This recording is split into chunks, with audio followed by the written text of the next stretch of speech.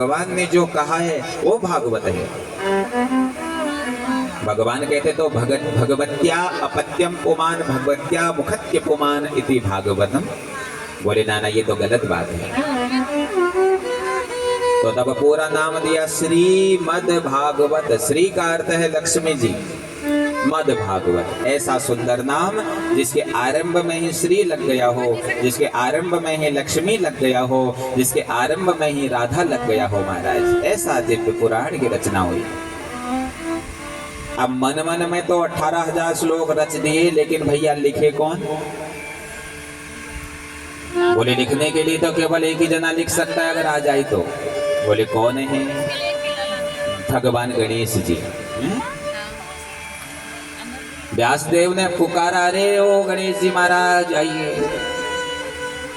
गणेश जी को लगा बूढ़े बाबा बुला रहे हैं, भैया कुछ लड्डू खिलाने को देंगे, पूरी खिलाने को देंगे। पहले से जब हमारे घरों में भी कोई बूढ़े लोग आते थे, हमें भी लगता था कुछ टॉफी लाए होंगे, बिस्किट लाए होंगे। होता है ना, कोई बूढ़े लोग आते तो बच्चों को बड़ा उमंग होता है, दादा आए हैं, दादी आई है, कुछ तो लाई होगी भाई। माता जी ना लाई हो लेकिन दादी जरूर लाई होगी, पिताजी ना लाए हो लेकिन दादाजी जरूर लाए होंगे। गणेश जी ने सोचा भैया व्यास दादा बुला रहे हैं तो कुछ लड्डू वगैरह खिलाने को देंगे। और जैसे ही पहुंचे कहा, कहिए महाराज क्यों पुकारा मुझको? व्यास जी ने कहा, सुनो गणेश जी, मैंने ना मन मन में 18,000 श्लोक रचे हैं। बोले तो मैं क्या करूं?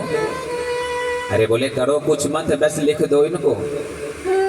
ओहो गणेश जी सोचने लगे ये कहाँ फंस गया मैं। मैंने तो सोचा लड्डू खाने को मिलेंगे, लेकिन यहाँ तो लिखना पड़ रहा है। अरे चलो 1 श्लोक होता, 2 श्लोक होते, 3 होते, ये तो 18,000 की बात कर रहे हैं भाई। तो गणेश जी ने अपनी खोपड़ी लगाई। गणेश जी ने कहा, सुनो व्यास महाराज, हमारी एक शर्त है तुमसे। बोले मैं लिखता रहूंगा, तुम बोलते रहना, और जैसे तुम चुप हो गए तो हम चले जाएंगे भाई, फिर हम नहीं लिखेंगे।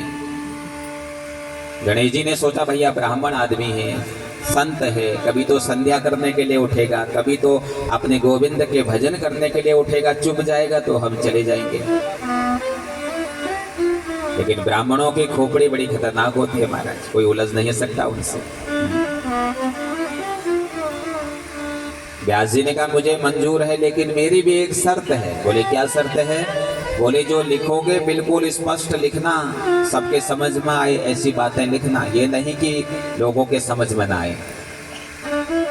अब व्यास जी 4 श्लोक तो बिल्कुल सीधे सीधे बोलते हैं, और 1 श्लोक व्यास जी आड़ा टेढ़ा तिरछा